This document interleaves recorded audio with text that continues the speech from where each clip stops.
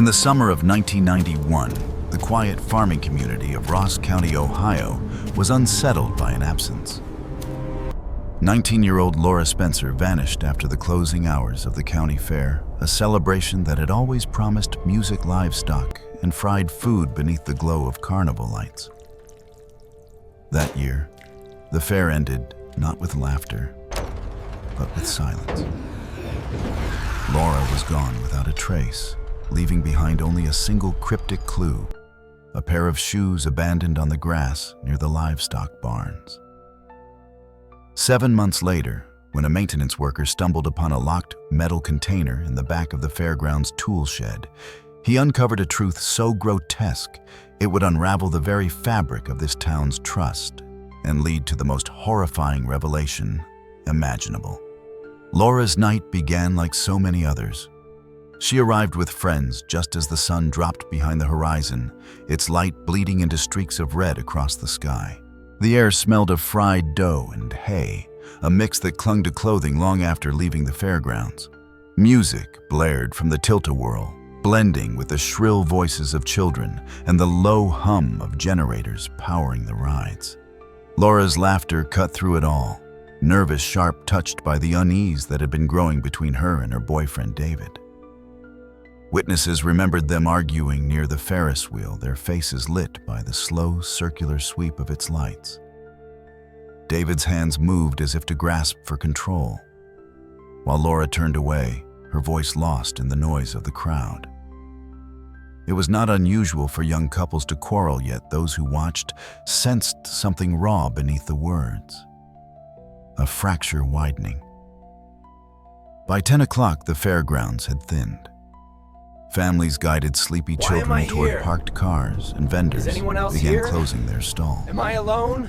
Laura lingered, reluctant to leave. Some said she walked toward the barns, where the scent of manure hung heavy and shadows stretched unnaturally long between wooden stalls. Others swore they saw her pause by the midway, eyes scanning faces as if searching for something or someone. When she failed to return home that night, the explanation was at first simple. Perhaps she stayed with a friend. Perhaps she left in anger. But dawn revealed her absence was not temporary. Laura had disappeared into the night's folds, swallowed by the same fairgrounds that had once seemed safe. And though suspicion would soon sharpen its gaze on David, Laura's boyfriend, he was not the only shadow cast across that summer night. David Harper became the first figure of interest, not because of evidence, but because of memory. Those who had been at the fair that night recalled the strain on his voice, the sharp way he said her name. Laura's friends described the argument as sudden, almost violent in its rhythm. One moment they were holding hands, the next she was pushing him away beneath the glow of neon bulbs. The Ferris wheel circled behind them, its lights tracing bright arcs across the sky, framing their quarrel like an unwanted spectacle. David's words carried the bitterness of a wound, long festering. He accused her of hiding things, of drifting further from him with each passing week. She told him he didn't listen, that she felt trapped. Their voices rose above the hum of generators, drawing glances from passers-by. A mother tugged her child away quickly, muttering about kids these days, while a vendor paused in wiping down his counter, his rag frozen mid-air. Laura broke first. Witnesses remembered her pulling away her arm, trembling, her eyes glossy with tears she tried to hide. She moved quickly, retreating into the crowd, her frame swallowed by a tide of strangers. David lingered rooted to the spot, chest heaving as though each breath burned. Someone remembered him muttering that she would regret walking away. Later, investigators would return to this quarrel again and again. I can't believe you! They noted how heated it had been, how she fled from him. It was easy to see motive in the fragments of memory. And when months later his fingerprints would be discovered on the bloodied scarf locked inside the toolshed container, those memories hardened into suspicion. But in the hours immediately following Laura's disappearance, David was less an accused man than a grieving one. He returned to the Ferris wheel, alone, circling its base in restless loops. He asked vendors if they had seen her, his voice raw. One remembered his hands shaking so badly that his coins spilled onto the gravel when he tried to pay for a drink. The police noted the timing, the passion, the trembling. These were not the signs of calm innocence. Yet as the night stretched on, another detail surfaced, one that complicated the neat picture of guilt. A security guard swore he saw Laura after the argument. Walking alone toward the barns, her head bowed, her arms wrapped tight around herself as though bracing against the dark. David remained a suspect, but the fairgrounds themselves had already begun to close in around Laura. The livestock barns were different from the noise and light of the midway. By midnight, their wooden corridors stood in silence, broken only by the shifting of penned animals and the occasional clang of a loose chain. The smell of hay and manure lingered earthy and sour, clinging to the damp night air. It was here on the far edge of the fairgrounds that Laura was last seen. A security guard named Paul Kessler reported the sighting. He had been making rounds, flashlight beam cutting thin paths through the shadows. At first he noticed movement, a figure slipping between stalls. The light caught a flash of Laura's pale blouse, the loose fabric drifting like smoke as she walked deeper into the barns. Paul called out, his voice echoing off wooden beams, but she did not answer. Instead, she quickened her pace, disappearing behind a row of pens. Paul followed for a short distance, but then paused. He later admitted he thought she wanted to be alone, perhaps embarrassed after an argument. To intrude on her privacy seemed unnecessary. Besides, he said there had been others in the area that night. Men loitering near the loading dock, smoking cigarettes, their faces shadowed by caps. He turned his attention to them instead. The barns themselves were unsettling. Dust motes floated in the thin light, and the lowing of cattle reverberated like distant groans. Laura's shoes, later found in the grass nearby, seemed to suggest she had walked barefoot, perhaps fleeing in haste, perhaps led. Investigators could not agree. The prints in the dirt were smudged, blurred by later footsteps, but some swore they showed a stagger, as though she had been pulled off balance. It was also near the barns that the first rumors began. A young girl swore she heard a muffled cry from inside one of the feed rooms. A vendor claimed he saw a car idling near the back gate headlights, off-engine rumbling low. None of these accounts aligned perfectly, but together they created a cloud of suspicion that spread quickly. For many, the barns became the stage of Laura's final moments. The quarrel with David may have driven her there, but something darker seemed to wait in the shadows. Something that watched and waited until the last of the fair's laughter was swallowed by silence. Amid the patchwork of testimonies, one account stood apart, its details vague but persistent. A carnival worker named Eddie Martinez told investigators that sometime near closing, he saw Laura speaking with a man by the back gate. Eddie described him only in fragments, tall, lean hair tucked beneath a ball cap. His clothes were ordinary jeans, a faded jacket.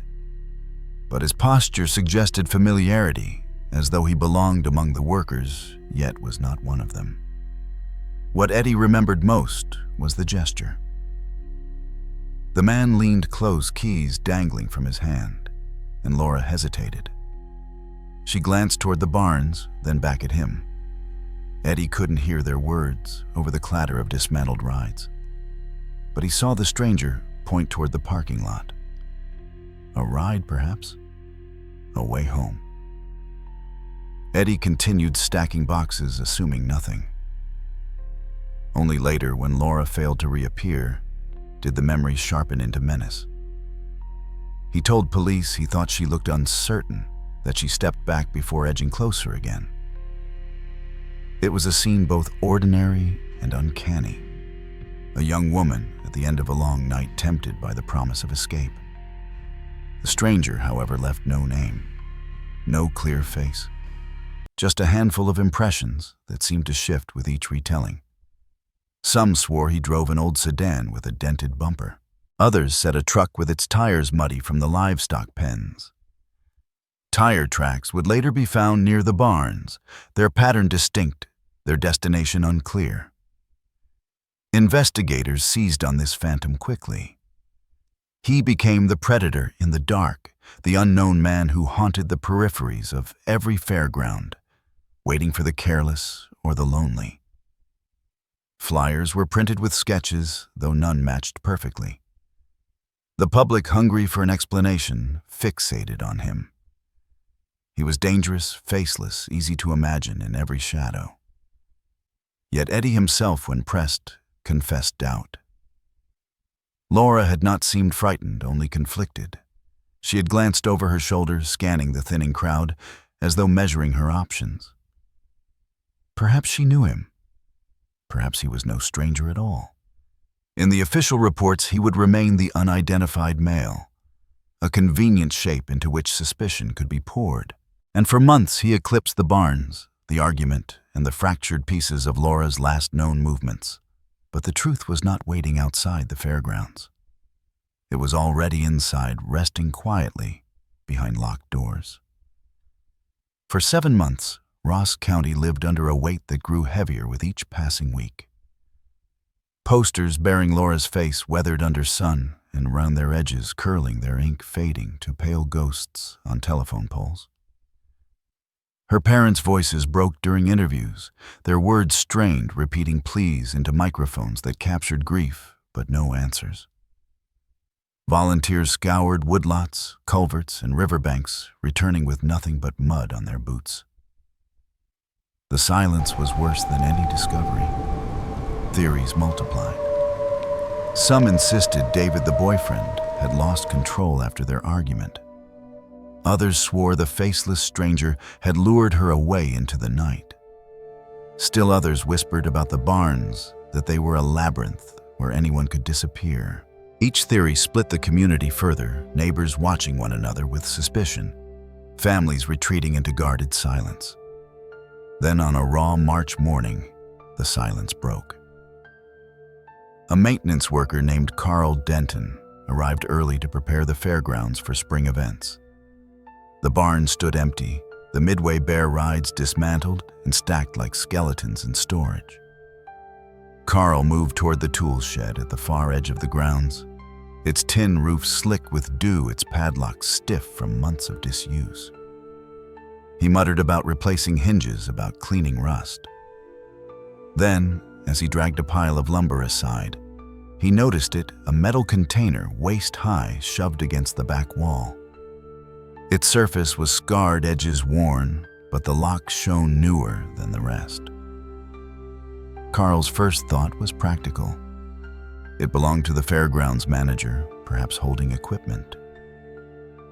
Yet the container was heavy unnaturally so, and its lid bore faint etchings that made him pause. Still, he fetched tools, pried it open, and recoiled. Inside lay objects that did not belong in a shed. Laura's necklace, delicate and broken at the clasp.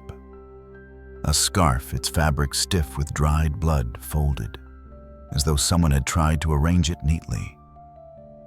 And beneath them, a strip of unused fare tickets, their perforations clean, their corners damp from condensation. Carl's shout carried across the grounds. Within hours, police cars lined the gravel paths, their sirens slicing through the stillness. Officers cordoned the area, cameras clicked, and evidence bags filled. For the first time since Laura's disappearance, there was proof tangible, undeniable, that she had never left the fairgrounds at all. The silence had ended, but what replaced it was far worse. The metal container was carried into the evidence room, its cold weight a symbol of everything the town had feared but could not name. Photographs documented the objects inside with clinical precision, each angle capturing the sinister ordinariness of their placement. Nothing had been tossed carelessly. Every item seemed chosen, arranged, preserved. The necklace came first. A delicate chain of silver, the clasp broken, the pendant bent, as though crushed under sudden force.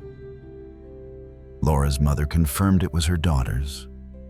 She remembered fastening it around Laura's neck on her birthday, remembered how the girl had laughed and said she would never take it off. Now it lay mute, its brightness dulled, a memory transformed into evidence. The scarf was worse. Once white, patterned faintly in blue, now marred by stiff, rust-colored stains. Forensics confirmed it was blood, though too degraded to identify immediately. The fabric smelled faintly metallic, even after months in the container, the odor seeping into gloves and skin. Technicians handled it carefully, noting that someone had folded it corners aligned, as though the act of bloodshed demanded an imitation of order. At the bottom rested the tickets. 15 in total, bound by a paper band, their numbers unmarked. They should have been meaningless, just slips of paper from a summer night long past. Yet tucked between two of them was a photograph. Laura, smiling, head-tilted, eyes fixed on the camera. Beside her stood another figure, Angela Brewer, a classmate known for her sharp words and her rivalry with Laura over grades recognition and David. The photograph was worn at the edges, as though handled often slipped into the stack deliberately. Investigators spread the objects across a sterile table. Each piece told a story, but none completed it. The necklace whispered of sudden violence. The scarf shouted guilt. The tickets hummed with hidden intention. Taken together, they formed a tableau of obsession, anger, and betrayal. Word spread quickly. Word spread. Newspapers printed the image of the scarf, the chain, the photograph. Each detail reignited suspicion. David's anger, Angela's rivalry, the faceless stranger's ride. Every possibility seemed sharper, now more dangerous, more plausible. Yet there was one detail most dismissed. The metal container itself, its surface etched faintly with initials worn, but legible to any eye that cared to look. Few did. It seemed unimportant compared to the blood, the chain, the photograph. But the truth was already there, carved into the steel, waiting patiently for someone to see it. The scarf became the centerpiece. Under careful light, investigators lifted prints embedded in its fabric, some smudged, others clear. When compared against records, one set matched without question David Harper, Laura's boyfriend. The discovery struck like a hammer. Here was the argument, the witnesses, the threat muttered through clenched teeth, now bound to the bloodied cloth Laura had last worn. Detectives returned to David with renewed intensity. They asked about the fight beneath the Ferris wheel, about the words exchanged, about the anger that had carried into his gestures. David admitted he grabbed her arm, admitted his frustration had boiled into something physical. But he swore it had ended there. "I let her go," he repeated, his voice cracking. "I let her walk away." The scarf told a harsher story. Newspapers painted him as a jealous lover, unable to bear rejection. Neighbors whispered about his temper, about how love could turn to violence in the span of a single heartbeat. When police searched his apartment, they found her photograph taped inside a desk drawer, corners curling from frequent handling. A keepsake, perhaps? To others, evidence of obsession? David faltered under the weight of accusation. His hands shook during questioning. His answers circled back on themselves, tangled in contradictions. "I was with friends," he insisted. Then later I was walking the grounds alone. Each shift deepened the suspicion. To the public it seemed inevitable he had quarreled with her, followed her, silenced her when her defiance cut too deep. And yet cracks lingered in the certainty. His friends remembered seeing him after the fight, wandering the midway, in circles, asking vendors if they had seen her. One insisted he stayed near the Ferris wheel long after she had vanished toward the barns. Others described his frantic pacing, the panic in his voice, the look of someone searching rather than hiding. The fingerprints remained, but they could not dictate time. They proved only that he had touched her scarf, something natural for a boyfriend. Intimate, familiar. They did not prove what had happened beneath the shadowed rafters of the barns or behind the locked door of the tool shed. Still, for the investigators, David was no longer a grieving partner. He was suspect number one, a figure shaped neatly by anger, possession, and guilt. But the scarf held more than fingerprints. Folded with deliberate care, it whispered of a hand, less clumsy, less frantic, more methodical. A hand that did not act in rage, but in calculation. The photograph wedged among the unused tickets shifted the investigation in a new direction. It was not Laura's smile that drew attention, but the girl beside her, Angela Brewer. She had been Laura's classmate since middle school, their paths colliding again and again in classrooms, competitions, and whispered rivalries. Angela excelled in debate, Laura in literature, yet both competed for the same scholarships, the same professor's praise, the same fragile crown of recognition. Angela's connection to David only sharpened the intrigue. There had been rumors, quiet ones, that she harbored feelings for him. Nothing overt, just lingering glances, studied conversations, and the rare barbed remark Laura once shared with a friend: "She doesn't want to beat me at school. She wants to replace me." When investigators confronted Angela with the photograph, her face stiffened. She admitted it was hers, though she could not explain how it ended up among Laura's tickets. She claimed she hadn't been near the barns that night, insisting she left early with a group of friends. Yet her alibi cracked under scrutiny. No one could recall her departure clearly. Some said she lingered by the game stalls, tossing rings long after the lights dimmed. The town seized on the idea quickly. Angela, jealous and overlooked, might have followed Laura into the darkness. Perhaps the photograph was not a keepsake, but a warning proof of fixation that had tipped into violence. People remembered the sharp edge of her words in the classroom, the way she never softened a debate point, never surrendered ground. What would stop her from carrying that ruthlessness into the night? Police pressed her harder. Did she resent Laura? Did she want David for herself? Angela denied it all, but her composure frayed. A teacher recalled an argument weeks before the fair where Angela slammed her notebook shut and muttered, "She doesn't deserve half of what she has." Still, the evidence remained circumstantial. The photograph proved only possession, not guilt. Its presence in the container could just as easily have been a plant, a deliberate misdirection by someone who understood how suspicion thrives on jealousy. Angela became suspect number two, a convenient villain framed by rivalry and envy. But beneath the surface, the photograph's placement carried a precision that mirrored the folded scarf. Someone wanted Angela's name tied to Laura's fate. Someone who understood how the mind clings to a tidy story when fear demands an answer. By April, attention shifted to the stranger. The description had been vague, yet investigators pressed on sketching outlines from Eddie Martinez's memory, pairing them with reports of an unfamiliar car seen idling near the barns. When deputies combed the area behind the livestock sheds, they found what they were looking for. Tire tracks pressed deep into the mud, the pattern of worn treads distinct against the softened earth. A short distance away, near a drainage ditch, another object waited. Keys 3 on a ring caked in dirt, the metal corroded from months of rain. One bore the logo of General Motors, its groove still sharp enough to be identified. To the officers who unearthed them, it seemed clear. The phantom driver had been real. He had left traces not only of his vehicle, but of his presence discarded at the very edge of where Laura had last been seen. Eddie was brought back to walk the site. He hesitated, staring at the tracks, then nodded. Yes, he said, the stranger had gestured toward a car. Yes, the keys looked ordinary. something the man might have spun casually around a finger.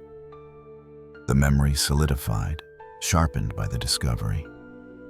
The faceless silhouette became flesh. The public embraced the story with relief.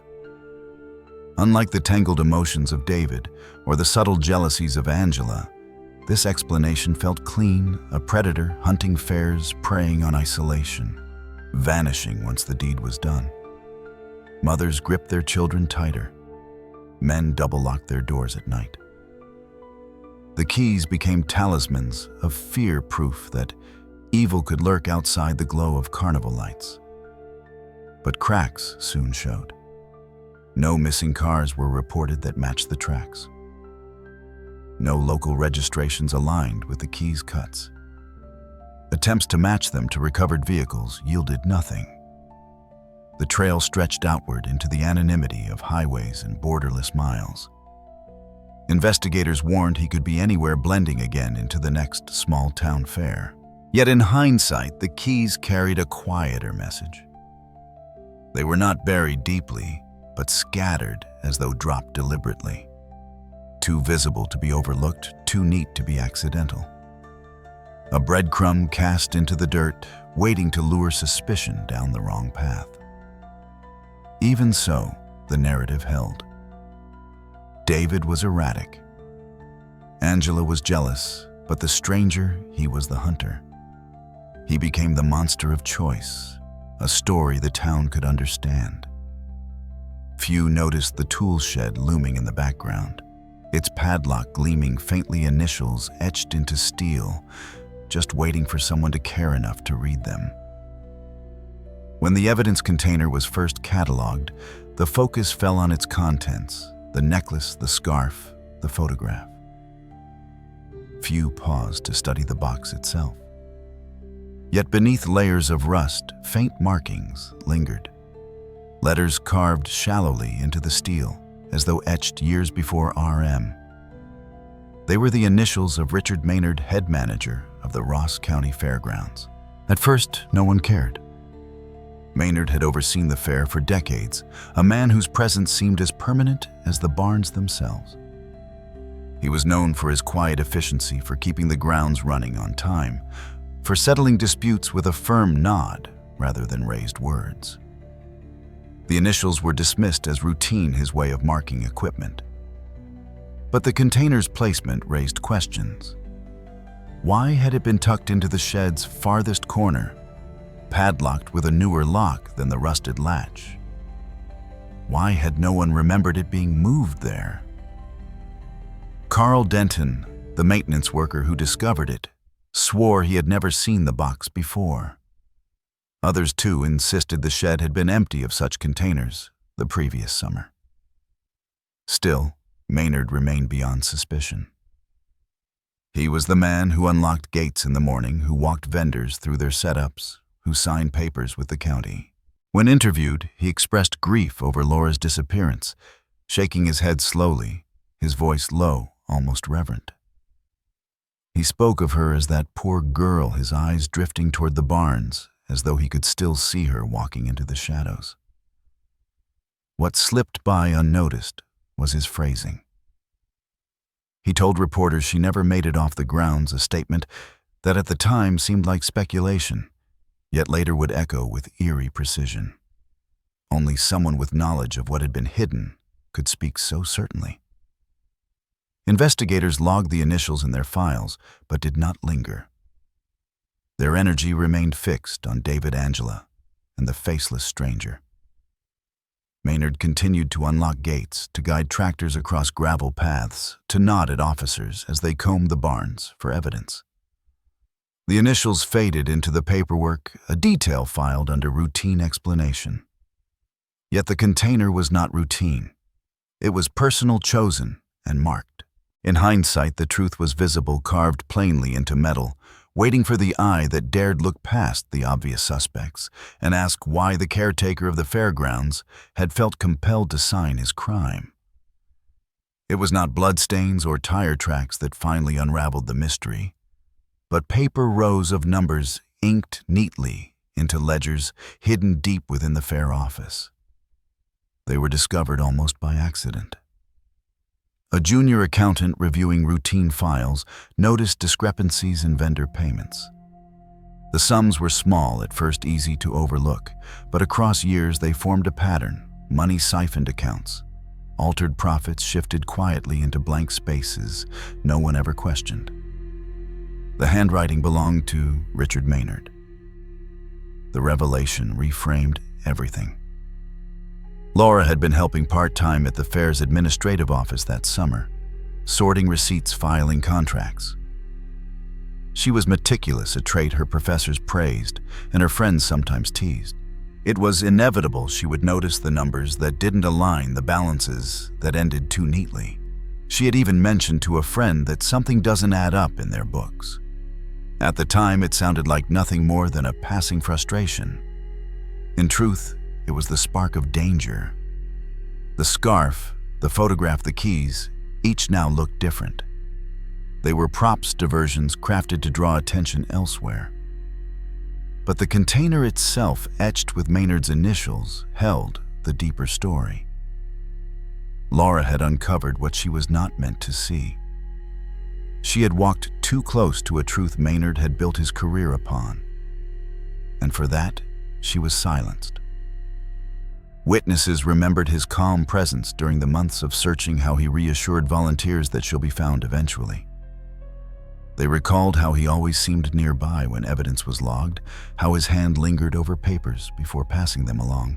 His grief had looked convincing because it was quiet, unobtrusive, the grief of a man too practiced at staying unseen. The ledgers once revealed became his undoing. They mapped not just theft, but intent. They proved motive, the desperate need to prevent exposure. Laura had threatened not his reputation alone, but his livelihood, his control of the fairgrounds he ruled with such understated certainty. Looking back, the breadcrumbs aligned. His certainty she had never left the grounds, the new lock on the container, the initials etched faintly into steel. The quiet, trustworthy man who moved through the fair as though it belonged entirely to him. Richard Maynard had been there all along, caretaker, manager, overseer, and executioner. When the truth emerged, it seemed almost impossible. Richard Maynard, the man who opened the fair each dawn, who walked its gravel paths with quiet diligence, who shook every vendor's hand, was the one who had ended Laura Spencer's life. The revelation spread through Ross County like wildfire, burning away the illusion that had shielded him for decades. Confronted with the ledgers, the container, and the timeline, Maynard did not rage. He did not protest his innocence with the ferocity of a cornered man. Instead, he folded inward, his words sparse, his gaze fixed on the table before him. He admitted nothing, yet denied nothing. His silence was its own confession, the same silence that had smothered Laura's last breath, the same silence that had hidden her truth beneath a locked lid in the shed. For the community, the unraveling was unbearable.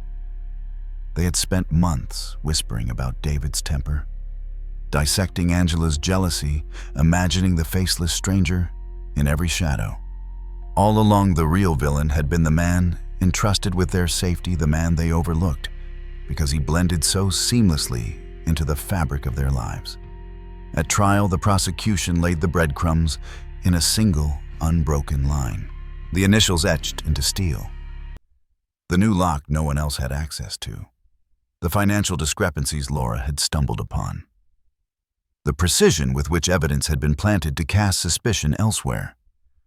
Each detail, insignificant on its own, formed a lattice that revealed calculation, not chaos. The scarf folded the photograph, inserted the keys, scattered acts of misdirection performed by a man who knew how to manipulate suspicion. The jury needed little time. Maynard was sentenced, his quiet presence replaced by the echo of closing cell doors. The fairgrounds, once a place of light and laughter, became a haunted space, each barn and stall whispering of the girl who never walked out alive. As they lowered the container back into storage, investigators paused. Laura's necklace, her bloodied scarf, her photograph, all relics of what she endured, rested inside clear plastic sleeves. They were no longer mysteries, but memorials. As they stepped away, Laura's family looked at the fairgrounds one last time. The real journey was just beginning. In the end, that was the lesson: evil might hide behind familiar faces, but truth endures even when buried in silence. As they moved toward their new future, Laura's mother squeezed her husband's hand. "I'm afraid I'll never stop hearing her voice." "You won't have to. We'll carry it together." They stepped toward healing, toward a future they would build one day at a time. Thank you for listening to Brody's Stories. Until we meet again.